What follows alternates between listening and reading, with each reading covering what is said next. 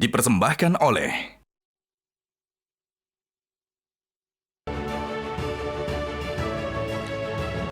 Ketemu lagi di Hot Room. Umur Hotman sudah menua. Sudah praktek sebagai pengacara 38 tahun. Sudah nangani ribuan perkara. Tapi kenapa Hotman bisa tiap hari bangun jam 3 pagi, jam 4 subuh sudah renang dan sudah bekerja?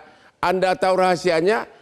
Rahasianya biar langsung segar adalah, ya ini dia nih, kopi luwak hitam premium yang membuat Hotman segar pagi-pagi. Setiap mau rapat selalu didampingi oleh kopi luwak. Contoh saya, lihat nih. Coba penampilan saya. Kayak umur 30 kan? Secara biologis sudah nggak tahu lagi. Tapi secara power benar-benar. Pasti akan ada iri ya. Kopi luwak hitam premium. The best dan aman di lambung. Oke. Pak Henry Satrio, pengamat politik. Coba Anda jawab jujur. Kira-kira Pak Jokowi setuju nggak kalau Prabowo itu sama Ibu Mega semakin dekat?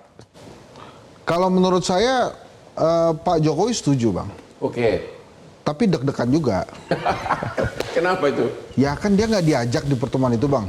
Jadi kan, wah ini kira-kira ngomongin apa ya, gitu kan? Sama-sama kan nebak-nebak seperti kita kan. Tapi kalau setuju apa nggak setuju, kita tanya Pak Jokowi, pasti Pak Jokowi jawabnya, saya setuju pertemuan itu. Pasti begitu kan, nggak mungkin dia bilang nggak setuju, Bang. Nah, secara analisa saudara? Kalau menurut saya sih dia deg-degan, Bang.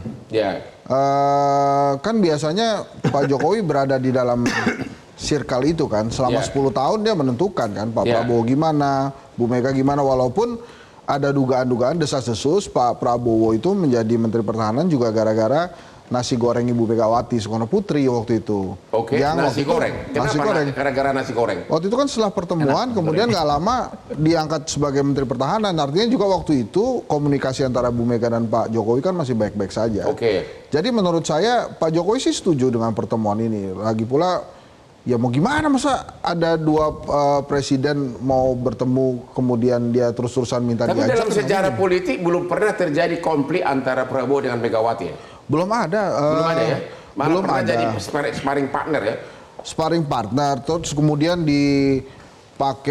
disuntikkan dengan isu perjanjian batu tulis juga mereka baik-baik aja gitu. Jadi artinya sebetulnya pertemuan antara Bu Mega dan Pak Prabowo ini memang didasari niat baik. Kejujuran gitu, ketulusan, kesempurnaan, cinta gitu. Ini Prabowo mania bilang nggak jujur. Ya memang Noel tugasnya begitu, untuk selalu curiga. Karena kalau nggak begitu, Bang, dalam ilmu politik itu kecurigaan itu adalah salah satu cara untuk bertahan hidup loh. Jadi kalau dia nggak curiga, salah satu cara bertahan hidup. Ya dia kalau nggak curiga gitu, mungkin sama aja dengan relawan-relawan yang lain. Tapi pertanyaan besarnya, Bang Hotman. Ya apa itu? Ini pertemuan sebetulnya mau kapan dilaksanakannya? Katanya sebelum 20 Oktober. Nah, di mana itu kira-kira? Karena katanya Ibu Mega pengennya di Teguh Umar, Pak Prabowo pengennya di Kertanegara. Lo tahu feeling saya? Di mana, Bang? Karena saya tahu Pak Prabowo, dia akan menunjukkan sifat yang humble, dia akan mendatangi ke Teguh Umar. Itu orang akan simpatik. Itu kita tepuk tangan dong buat Pak Prabowo kan? Luar biasa. Mana yang kenceng dong tepuk tangannya. Pesankan itu ke Pak Prabowo. Nanti saya akan WA kepada dia punya staf semuanya. Oke. Dan kata Mbak Puan kan tempatnya akan asik kan?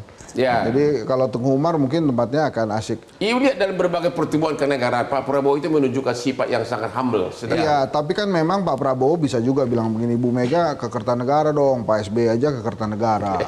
Kan gitu kira-kira. Kalau sudah jadi presiden, ya logisnya begitu.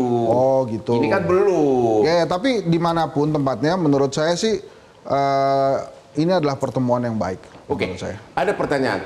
Kalau sampai Prabowo berhasil mendekati atau tanda kutip apakah jadi kubu atau koalisi, nggak jelas ya. Kalau sampai Prabowo berhasil memperkokoh hubungan baik dengan Megawati, apakah dengan demikian Prabowo sudah berhasil merangkul semua partai politik? Pak Prabowo waktu itu pernah bilang begini, setidaknya kalau nggak setuju jangan gangguin gitu.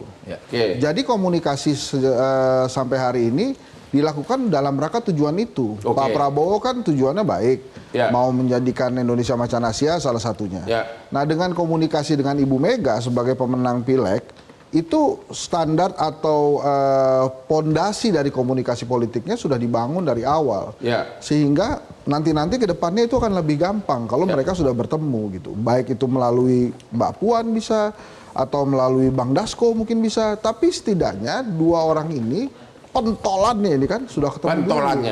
Sudah ketemu dulu. Kalau pentolannya sudah bersatu, anak buah akan bersatu. Begitu? Begitu Bang. Ini setiap kali saya ngomong, Bang Noel semakin khawatir. Karena kan tadi dia deg-degan juga, ini maunya apa sih Bu Megawati. Ini saya kasih tahu ke Bang Noel. Jadi sebaiknya kita ini kan memahami bahwa Ibu Mega adalah salah satu sosok tokoh di Indonesia. Pasti pertemuan itu tidak akan diarahkan ke oleh Ibu Mega ke hal-hal yang negatif, termasuk membicarakan tokoh yang sangat disukai oleh Bang Noel itu. Ini nggak ada waktu. Jadi dia akan membicarakan tentang kebangsaan ini gitu. Oke. Ya? Ini pertemuan kira-kira ada nggak tantangan dari intern Prabowo Mania atau pendukung Prabowo selama ini? Nggak ada, kita senang. Kita senang, tapi kau bilang tadi nggak jujur. Ya kan kita mau berharap ini pertemuan ini jujur. Ini kan berharap. Ekspektasi. Ekspektasi boleh dong. Ya. Gitu.